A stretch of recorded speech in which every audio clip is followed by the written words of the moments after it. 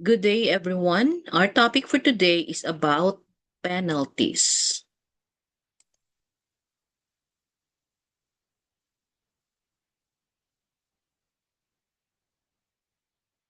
So, penalty is actually a very long topic as it shall include characteristics, classification, you have their duration and effects, how the same shall be applied, how is it executed, as well as the service as far as the convicted person is concerned. The objectives for this title is to understand the nature and characteristics of penalties, including its classification. We should be able to distinguish its duration and effects, as well as its application as far as the law on indeterminate sentence is concerned.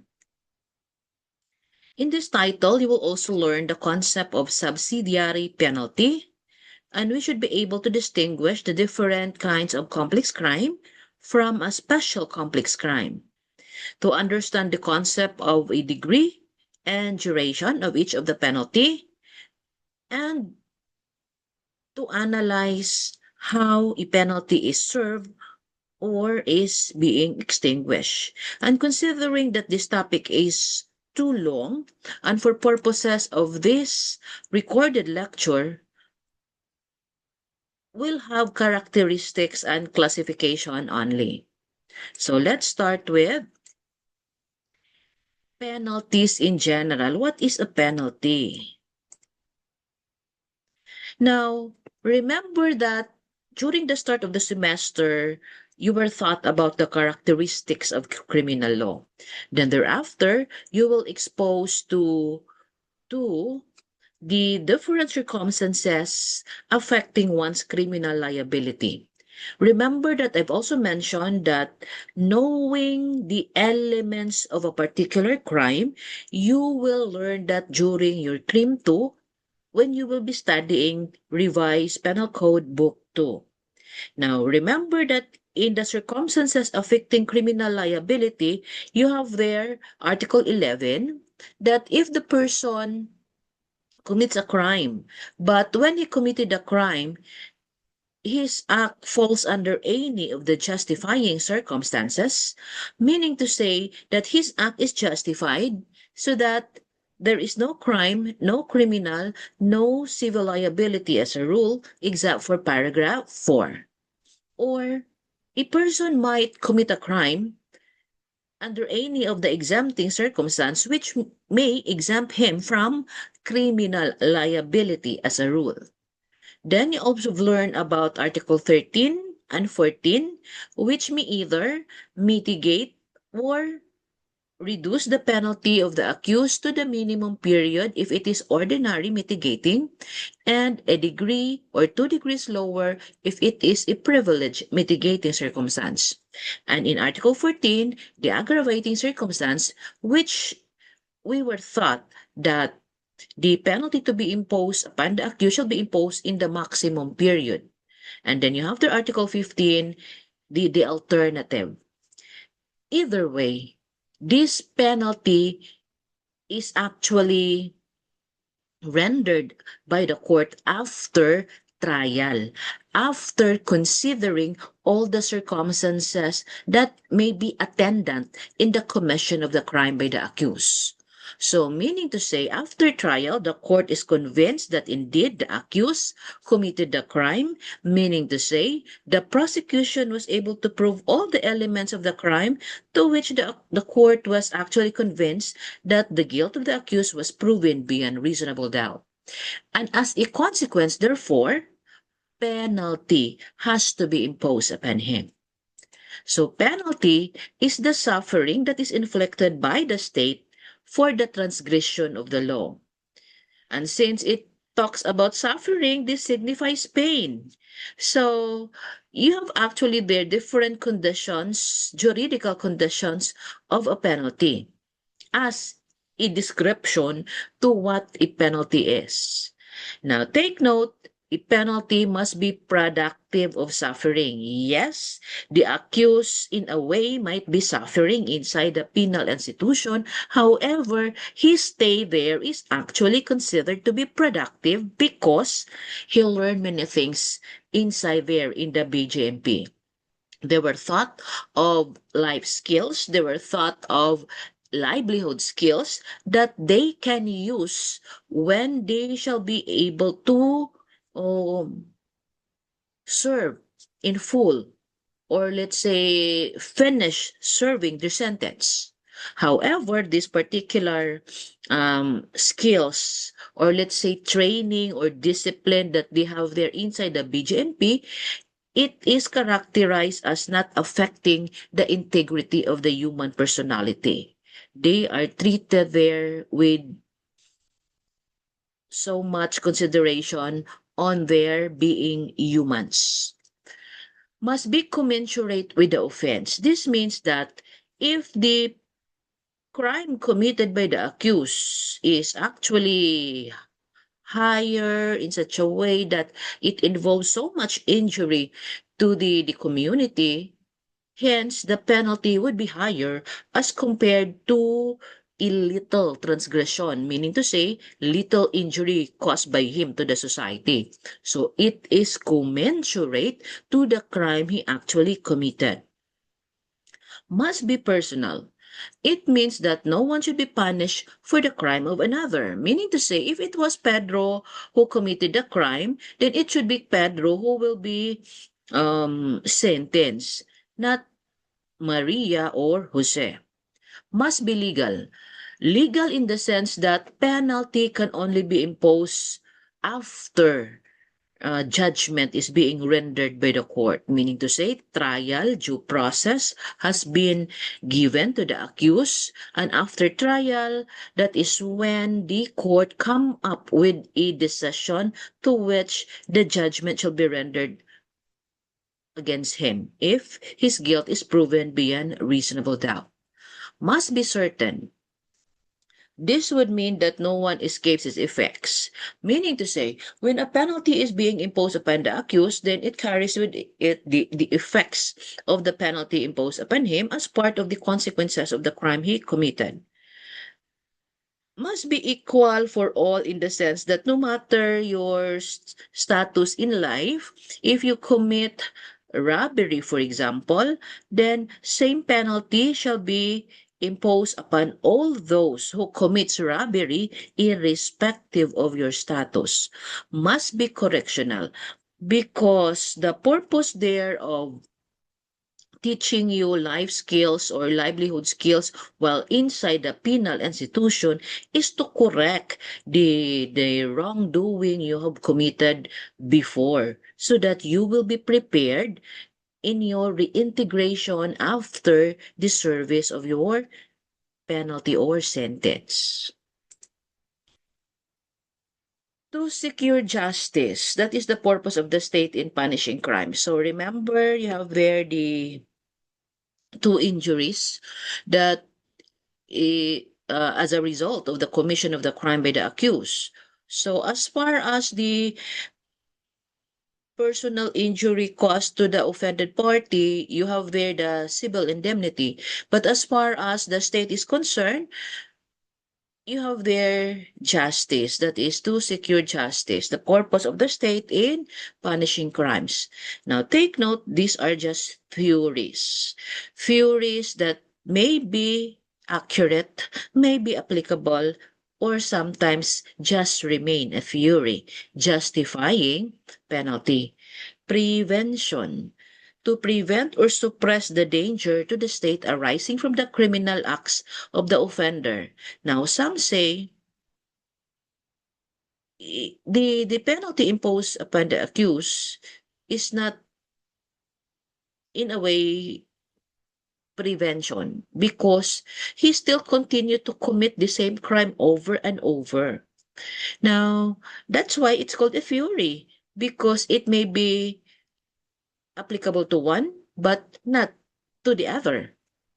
But then, that is really the purpose there actually. hopefully to deter one from committing the crime. That is to prevent or suppress the criminal act of the offender. Self-defense. To punish the criminal as a measure of self-defense to protect the society from the threat and wrong inflicted by the criminal. So in other words, the offended party is given there the opportunity to defend himself in order to punish the criminal for the transgressions he did to the offended party. Reformation, to correct and reform the offender. Now, as same as prevention, it may be applicable to one but not to the other. That's why we have there the so-called recidivist, we have there the so-called habitual delinquent, because maybe after the first um first imprisonment, he was not reformed after all, so it could remain a fury to some. You have their exemplarity, to serve as an example to deter others. Same thing, it may be applicable to others because what happened to a particular person may deter others from committing the same mistake as this particular accused had done. Justice as an act of retribution. Of course, we can all agree with that it is an act of retribution. Now, the threefold purpose of penalty are actually retribution or expiation. The penalty is commensurate with the gravity of the offense. Correction or reformation, as shown by the rules which regulate the execution of the penalties, consisting in deprivation of liberty, and then social justice, shown by its inflexibility, severity to recidivists, and habitual delinquents. If you recall, recidivism is an aggravating circumstance, meaning to say, if the accused is a recidivist, the penalty to be imposed upon him shall be imposed in the maximum period, and if he is a habitual delinquent, additional penalty shall be imposed upon him. Basically, to secure justice. You have the Article 21. When shall a penalty be imposed? Okay, so by the way, these questions I usually had here in my slides are actually the question that can be answered through the article as presented. No felony shall be punishable by any penalty not prescribed by law prior to its commission. Meaning to say, no person shall be subject to criminal prosecution for any act of his or until after the state had defined the crime and has fixed a penalty therefor. So meaning to say, if at the time of commission, there is no law defining and punishing that particular felony, then we cannot impose a penalty. In other words, there would only be penalty if there is a law defining and punishing that particular act or omission prior to its commission. Meaning to say, at the time of commission, there is already a law defining and punishing that act. Remember the Latin maxim? Nullum crimen, nulla pena sine lege. There is no crime when there is no law punishing it. So in Article 21, we can impose a penalty if, at the time of commission, there is already a law defining and punishing that particular act. But when can penal laws be given retroactive application? Now, Judge, when shall there be retroactive application of a penal law? Now, take note that a person can be made liable for a criminal act of his when there is a law already passed prior to commission. And let us say that when he committed a crime, which is a violation of that particular law, which is already in place at the time of commission, here comes another law pertaining that similar act of his, defining and punishing, perhaps increasing the penalty or decreasing the penalty as an example. So that is what is meant by Article 22.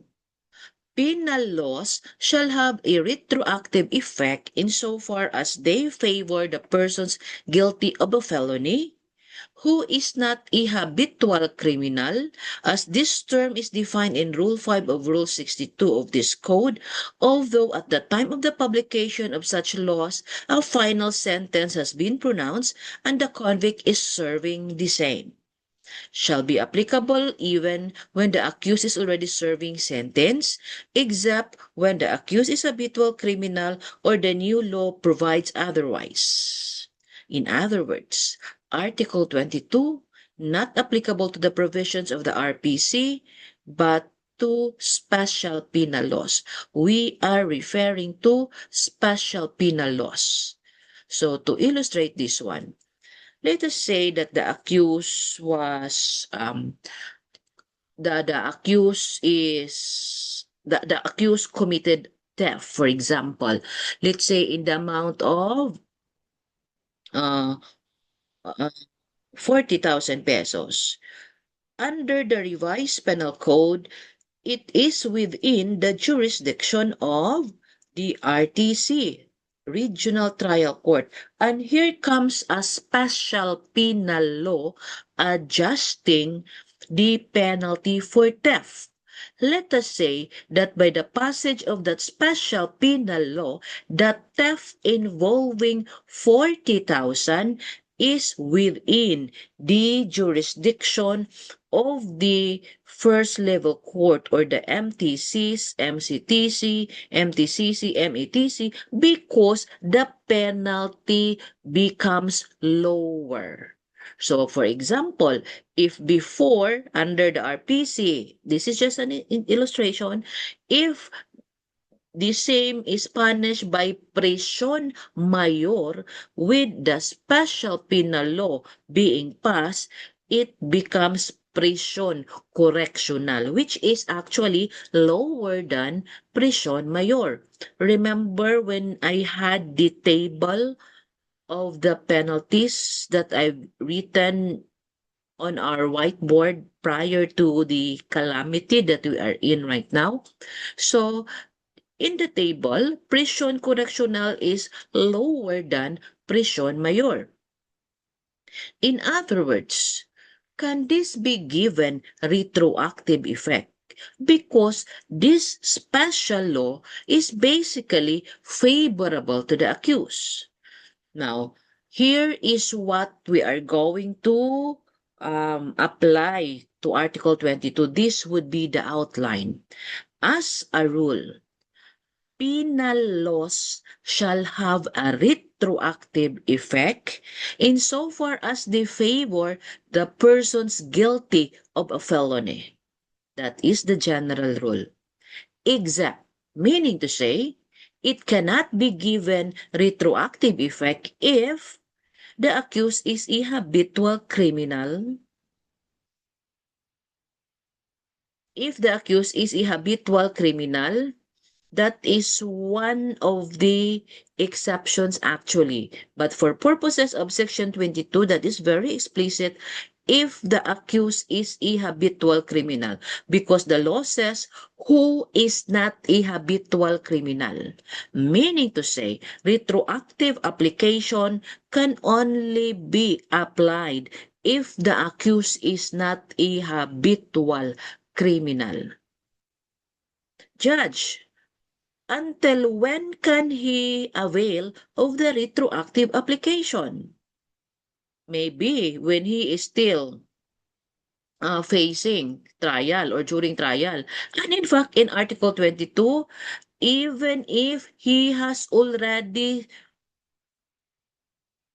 serving sentence, okay? Even when the accused is already serving sentence, it can be given retroactive application. So what could be the possible effects if there would be repeal or amendment of a penal law? Now, if there is total repeal, total, Meaning to say, you have there provision 123, and here comes special law 101, totally repealing Article 123. What would be the effect? The old law ceased to exist. It is as if no Article 123. Okay, because of Special Law 101. So what would be the effect if there is total repeal of Article 123? If the trial is still pending, then the case shall be dismissed. Why? Because there is no more law punishing the act to which the accused is being charged for. Now, how about if the accused is already serving sentence? Then, right then and there, the convicted person shall be discharged because there is no more law defining and punishing the act to which he was actually convicted and serving sentence. Criminal liability subsists when? So if that is the case, so when shall there be subsistence of the criminal liability if there is repeal or amendment of a penal law?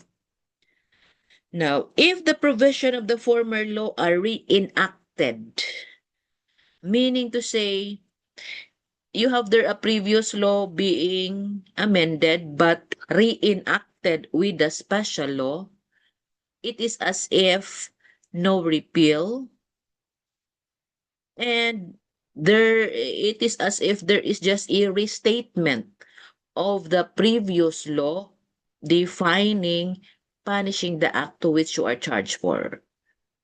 Now, how about if repeal is by implication only? Now, take note that in your statutory construction, implied repeal are frowned upon. Before we could decide that there is actually a repeal of the law, per principle, we are mandated to at least harmonize the conflicting provision of the old law and the new law, because repeal by implication is not favored or frowned upon. Now, sometimes the penal law the amending law, you also have there is saving clause. What do we mean by a saving clause? That provisions of this law does not apply to pending causes of action. So if you are punished under the old law and here comes a new law, if there is that saving clause that if you are actually being charged and heard or tried with this particular old law, the new law does not affect to you. It shall be made inapplicable. So that could be possible consequence with respect to repeal of penal laws. No retroactive effect of penal laws as regards jurisdiction of court, meaning to say, the jurisdiction of a court to try a criminal action to be determined by the law enforced at the time of the institution of the action, not at the time of commission of the crime. What do we mean by this? In People versus Romualdo, the law says that once jurisdiction, we are talking of jurisdiction, we are not talking of penalty. With respect to jurisdiction, the jurisdiction enforced at the time of the institution of the action shall be the basis and not the law enforced at the time of commission. Why is that so? Remember prescription of the crime. So when a person commits a crime, the state is actually given a period of time within which to institute the criminal action. So meaning to say, it does not mean that if the crime is committed today, it has the criminal action has to be filed right then and there. It could be possible that day one you committed the crime and you only filed the case in day 20. However, during day 10, in between, there was a new law which is actually favorable to the accused. So basically, the state has to file the case based on the new law because the law enforced at the time of the institution shall be the basis for the jurisdiction of the court, and not the law enforced at the time of commission. So partly I've mentioned this before with respect to adjustment on the penalty of the crime of theft by virtue of Republic Act 10951, which was enacted in 2017. It amends the revised penal code by updating the penalties and fines for various crimes. We are talking of penalty with respect to determining what court has jurisdiction over the crime of theft. That is what I meant. Okay, determining the penalty for purposes of determining jurisdiction. What penalty may be imposed for the commission of a felony? So you have the Article 21, only that penalty prescribed by law prior to the commission of the felony may be imposed. And you also have there Article 366, felonies are punishable under the laws enforced at the time of their commission. And you have the Article 22, penalty prescribed by a law enacted after the commission of the felony may be imposed if it is favorable to the offender. So basically, you have to harmonize these particular provisions as they pertain to the imposition of the penalty to be imposed upon the accused. So 21, again, it has to be prior to commission. It must be there already. So that is Article 21. In Article 366, felonies are punishable only under the laws enforced at the time of their commission. Basically, it has a relation with Article 21. At the time of commission, that law must already be there, must already be enforced at the time of commission.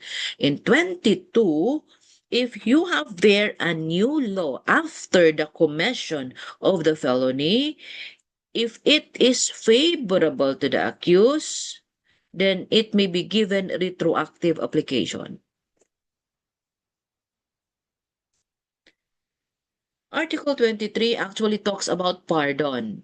What is the effect of pardon granted by an offended party?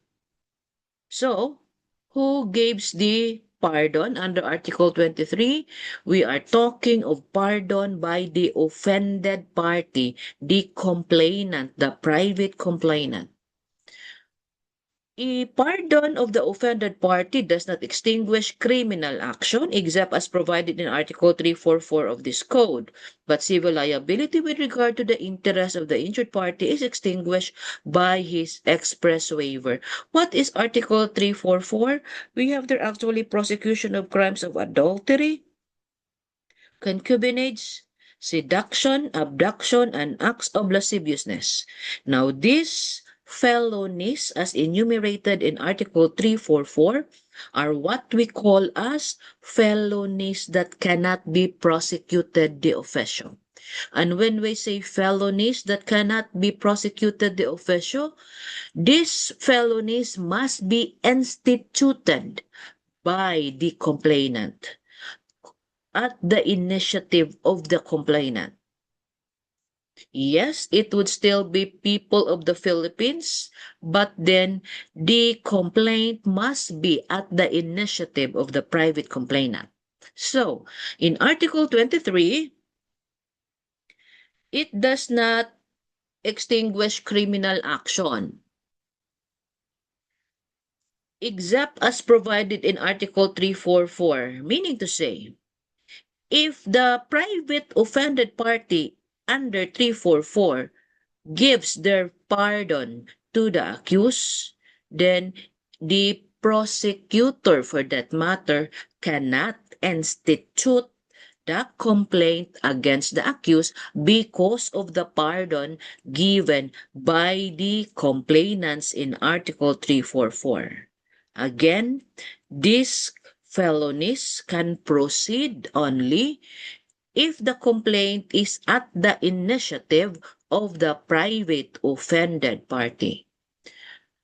But for other crimes not under 344, example, theft, homicide, robbery, if the offended party pardon the accused, then that pardon works only with respect to extinguishing the civil liability. It is as if the private offended party is waiving the civil indemnity as against the accused because of his pardon. Now, in Article 344, to be effective, um, to be effective, it has to be executed or made by the offended party prior to the institution of the criminal complaint, because that is only a bar to prosecution, not a mode of extension of criminal liability. Take note, Article 23, we are dealing with pardon by the offended party. As a rule, pardon by the offended party does not extinguish criminal action. Again, what is it?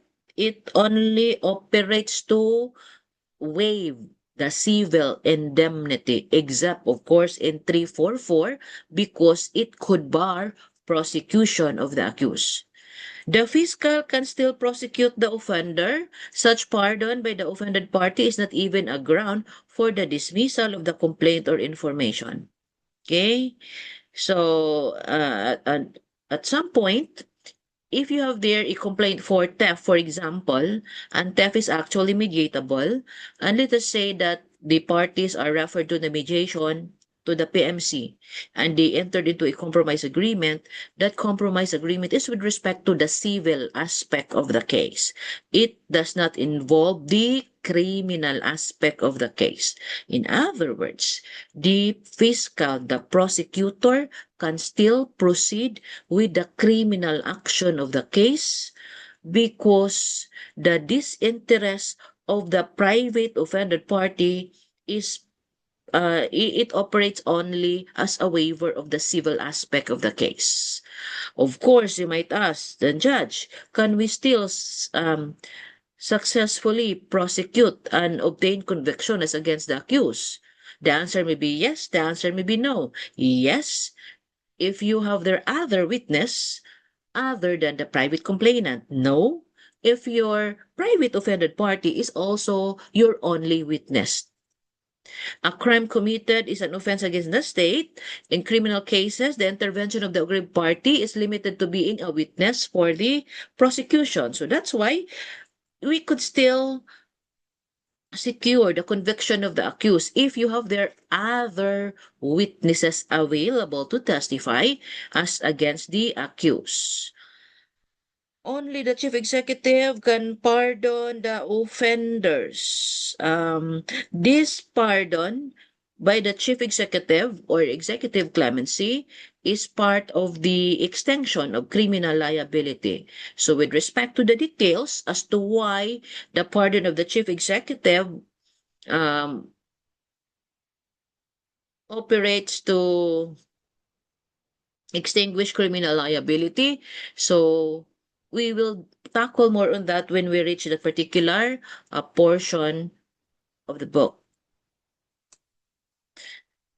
Now, what does except as provided in Article 344 of the Code means?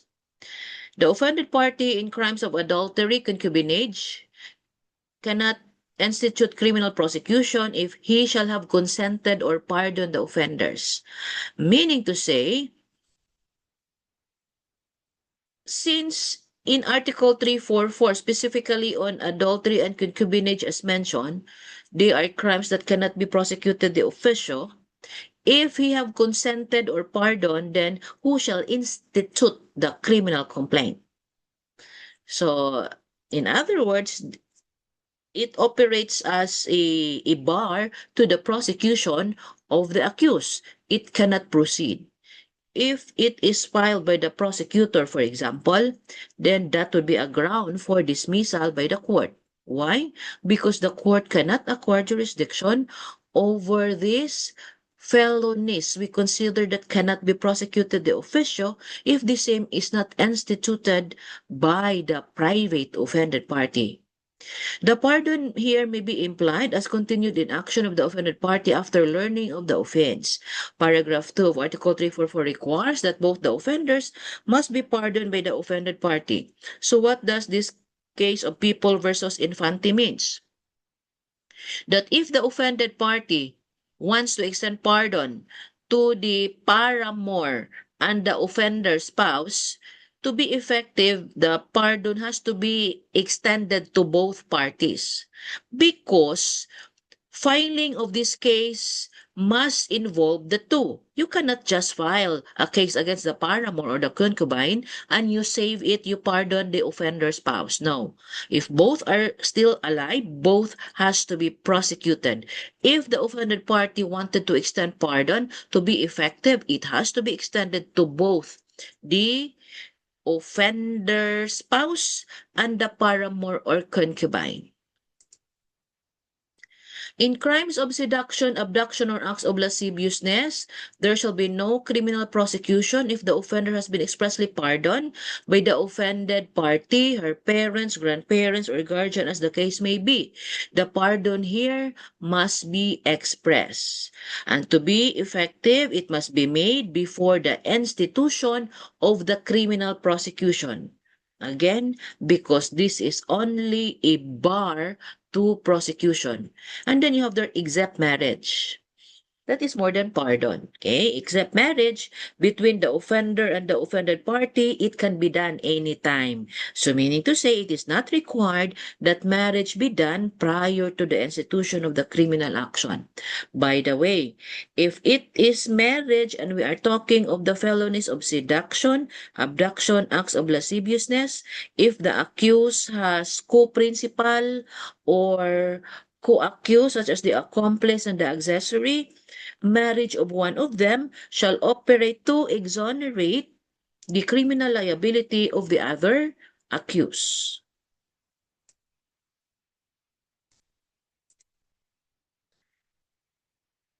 In Article 24, it tells us that there are actually penalties imposed, but then they are only considered to be measures of prevention or safety. And in that case, we do not legally term it as penalty. What are these? The arrest and temporary detention of accused person as well as their detention by reason of insanity and imbecility or illness requiring their confinement in a hospital. So if that is the case, then during his let's say incarceration, but that we do not use the term incarceration, during his stay there in the hospital, that is not actually a penalty but a preventive measure only, and there is a ground for his arrest and detention in the hospital because of his illness or insanity or imbecility. In paragraph 2, the commitment of a minor to any institutions mentioned in Article 80 and for the purposes specified therein. So those are actually preventive measures. They are not considered to be penalty. Paragraph 3. Suspension from the employment of public office during the trial or in order to institute proceeding.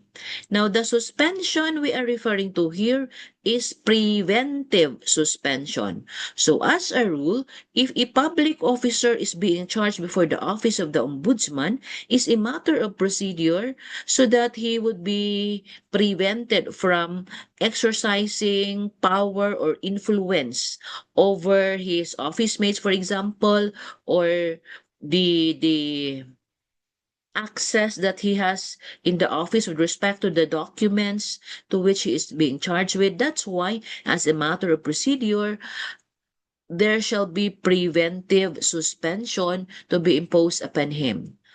Fines and other corrective measures which, in the exercise of their administrative disciplinary powers, superior officials may impose upon their subordinates. So usually these are from company policies. So maybe you have there 3 subsequent tardiness, you will be fined. So those are not actually penalties but preventive measures only. Deprivation of rights and the reparation of which civil laws may establish in penal form. So, those are not penalty if you are required to pay administrative fine. So, for example, you were issued a TOP, for example, temporary operator's permit because you committed a traffic violation. And in that TOP, you will be or the citation ticket that they gave you, you were supposed to pay a fine. That fine is administrative fine. Okay, that is administrative fine that is imposed by the LTO. Judge, as a man, where is the penalty for that matter? Now, if you will be charged under RA 4136, okay, let's say driving without driving's license, so a case is filed in court, and the court found you guilty beyond reasonable doubt, that's why a penalty of fine was imposed upon you. That is a penalty because it was a result of a judicial proceeding. But under paragraphs 1 to 5, because they are not imposed as a result of judicial proceeding, we do not term it as penalty, but preventive measures only. Okay, so those are the characteristics of a penalty. So let's proceed with classification of penalty under Chapter 2. Article 25, the penalties may be imposed according to their code in their different classes are those included in the following. So meaning to say, the penalties are classified into principal and accessory. So what are the principal penalty? It is further classified into capital punishment, which is death. And you know that the imposition of the penalty for death has been suspended. So, down the scale are the afflictive penalties as follows: reclusion perpetua, reclusion temporal, perpetual or temporary absolute disqualification, perpetual or temporary special disqualification, and prisión mayor. Judge, I did not see any life imprisonment because life imprisonment is not a penalty provided under the revised penal code. The term life imprisonment is used as a penalty in special penal law. Okay, aside from the capital punishment and afflictive penalties, what are the other principal penalties provided under the RPC? You have there the correctional penalties. Take note of the spelling, correctional penalty. You have there CT, okay? CT for correctional penalties. Do not confuse yourself with prison correctional. Prison correctional is the specific penalty which is under correctional penalties.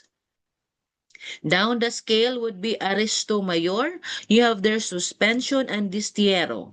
Down the scale are the light penalties as follows: arresto minor, public censor, and common to the 3 classification, the afflictive, correctional, and the light penalty. You have their fine and ban to keep the peace. Meaning to say, it could be possible that in a particular crime, the prescribed penalty provided for by law would be reclusion perpetua and fine.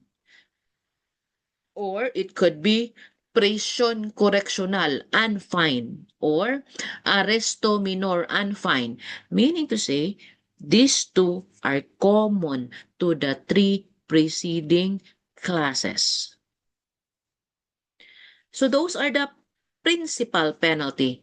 You have their accessory. Perpetual or temporary absolute disqualification, perpetual or temporary special disqualification, suspension from public office, the right to vote and be voted, suspension from the possession or calling, civil interdiction, indemnification, forfeiture, payment of costs. Now, these accessory penalties are actually exclusive. Judge, I saw common penalty, perpetual or temporary absolute disqualification, perpetual or temporary special disqualification. You even have their suspension. Meaning to say, this may be imposed as principal penalty, and it is also an accessory penalty. Now, what's the distinction? If perpetual or temporary absolute disqualification is imposed as a principal penalty, then the judge in its decision or judgment must specify the penalty to be imposed upon the accused, which is temporary or absolute or perpetual or temporary absolute disqualification. Now, Judge, what if it is imposed as an accessory penalty? Now, please take notice that these accessory penalties is not expressly stated in the judgment or decision of the court. Meaning to say, it is impliedly included in the decision of the court. Meaning to say, the accused was found guilty for murder, for example, and the law prescribes that the penalty shall be reclusion perpetua. So, meaning to say, the court in its judgment shall impose the penalty of reclusion perpetua. Now, take note that reclusion perpetua has accessory penalty. It could be perpetual absolute disqualification or temporary absolute disqualification that need not be expressly stated in the decision. It is impliedly incorporated in the decision. Okay, so that is a distinction between the principal penalty from the accessory penalty. Now, take note, we're done with the penalties imposable provided under the RPC. Now, the following are not proper to impose. A sentence of 5 years in bilibid, a penalty of hard labor in addition to imprisonment, penalty of life imprisonment or cadena perpetua, penalty of 1,000 whips, penalty of stoning, or penalty to be beaten by ants, penalty of hanging. Why? Because these penalties, yes, it still means pain or suffering by the accused, but it is not provided under the revised penal code. The penalty that the court can impose upon the accused are the penalties that are provided in Article 25 only. You cannot incorporate other penalties not mentioned, not expressly provided under Article 25. Now, with respect to the classification, it can be further classified as to its divisibility. When we say divisibility, the penalties have fixed duration and it can be divided into 3 periods. We have there the maximum period, medium period, and minimum period. What are the penalties that are divisible? Reclusion temporal, prisión mayor, prisión correccional, arresto mayor, arresto minor. While indivisible are those which have no fixed duration, such as death, reclusion perpetua, perpetual absolute or special disqualification, and public censure. You cannot say reclusion perpetua maximum period. No, it is indivisible. It could also be classified according to subject matter. So you have there, if it is death and it is a corporal, with respect to deprivation of freedom, then we are actually referring to reclusion, prison, and arresto. Reclusion, meaning to say it includes reclusion perpetua, reclusion temporal, prisión mayor, prisión correccional, arresto mayor, arresto minor. They are deprivation of freedom and they are to be served inside the penal institution.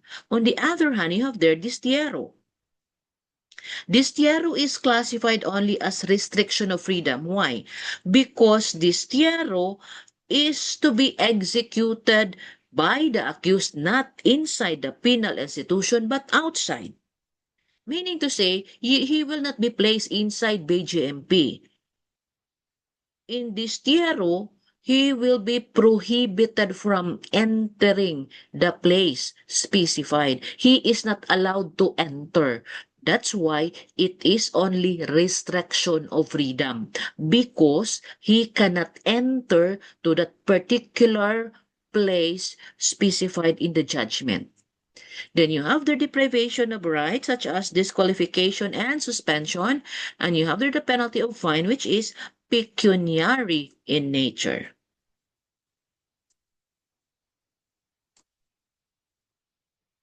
As to gravity, so how do we describe these penalties? You have there the capital, that's why you have their death, afflictive. So included in afflictive is reclusion perpetua, reclusion temporal, and prisión mayor.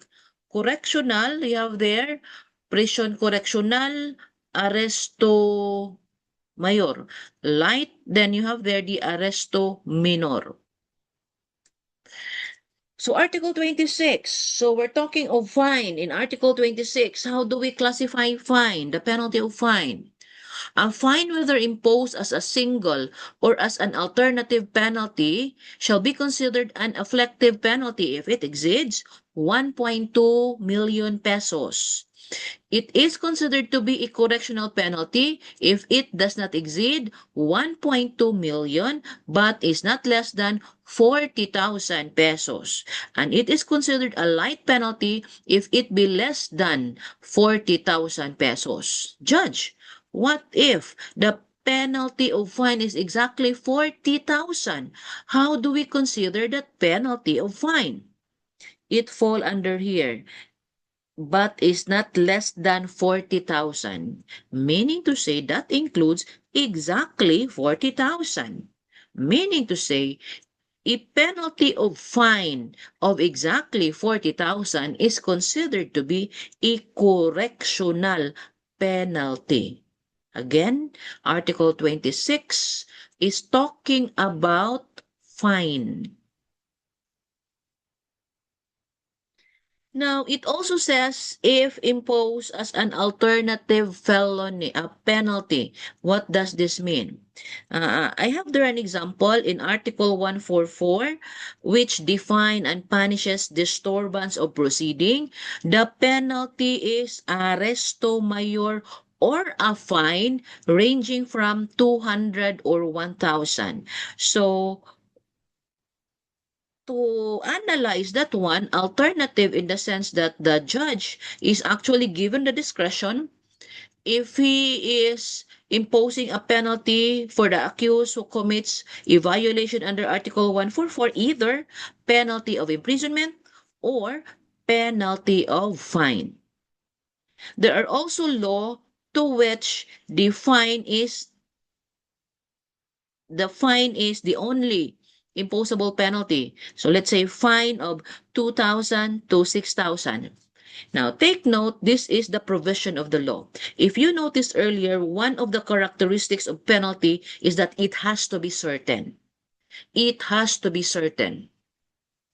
Now take note here, the law imposes fine in the alternative. Who is given the discretion? The judge or the court. Meaning to say, when the court imposes a penalty, it has to be certain. So, how does the judge now impose the penalty under 144, for example? So if the court wanted to impose imprisonment as the penalty, then it goes with this way. Finding the accused guilty beyond reasonable doubt for violation under Article 144, he is hereby sentenced to suffer the penalty of um, 2 months of arresto mayor. Period. Certain. Or, if the court wanted to impose the penalty of fine, it has to go this way. Finding the accused guilty beyond reasonable doubt for violation under 144, he is hereby sentenced to suffer the penalty of fine of 200. Wala na we did not mention any more of arresto mayor, but fine of 200. It has to be certain. Now, Judge, isn't that the fact that there is a range of the fine? 200 to 1,000, 200 to 6,000. Even if it is a single penalty, there is a range. Now, since there is a range, and to in line with the penalty being certain, the court also has to specify how much is the fine. That's why in the alternative decision I made earlier, fine of 200. Meaning to say, the court has to be specific with respect to the fine. It shall not give the range or the range. So has to be specific. So let us say again here, fine of 200 to 6,000. Finding the accused guilty beyond reasonable doubt, he is hereby sentenced to pay a fine of 6,000. Certain. Because if you will not have it certain, so who will decide how much he is going to pay? The warden or the accused? It has to be the court. The court has to render a certain penalty.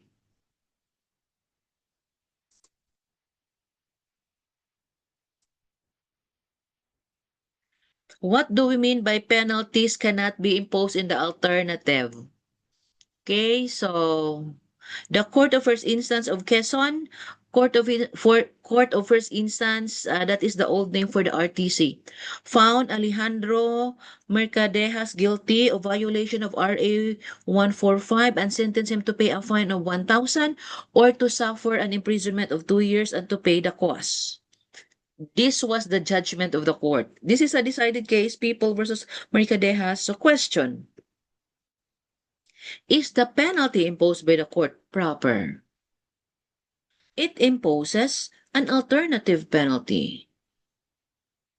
How did the court resolve that issue in People versus Mercadejas? The law does not permit any court to impose a sentence in the alternative, its duty being to indicate the penalty imposed definitely and positively. Again, the court has to render a certain penalty. The penalty has to be certain. It should not be imposed in the alternative. Now, let us say that the law prescribes the penalty is in the alternative, di ba? For example, earlier, let's go back ha. Arresto mayor or fine. That is clearly alternative. There are laws as well that the conjunction word used is and. And. If it is and, then it shall be both the imprisonment and fine. Sometimes there is also a law which says arresto mayor or fine, meaning to say imprisonment or fine, or napagi or both. Now take note, the conjunction word used there is or. Imprisonment or fine, yan, then it is also followed by or both. So meaning to say, the discretion is with the court. So the court, when it rendered a judgment, it has to be certain already, but not in the alternative.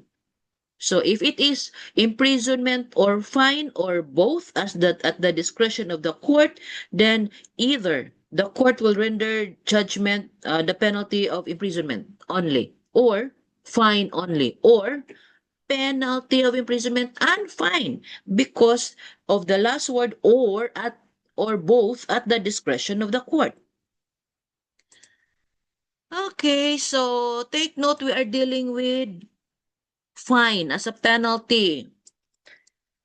Is there a confusion with respect to classification of fine of exactly 40,000 pesos? Now, the confusion may be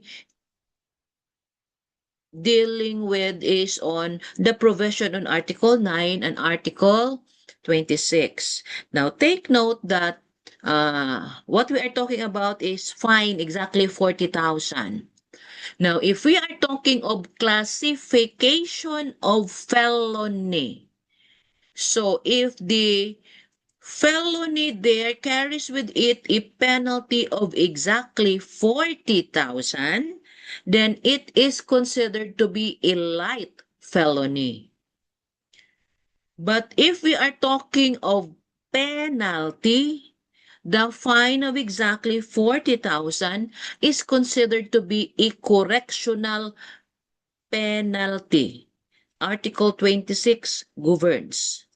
Now, what is the significance of this distinction between Article 9 and Article 26? Now, Article 9 that classifies fine of exactly 40,000 as a light felony is very significant if we are talking of prescription of the crime, because light felony prescribes in 2 months. But if we are talking about or dealing with prescription of the penalty, then Article 26 is very significant, because a correctional penalty prescribes in 10 or 15 years. Okay, so for now, that ends our lecture. On the next setting, we shall proceed with Chapter 3. Thank you for your time and God bless you all.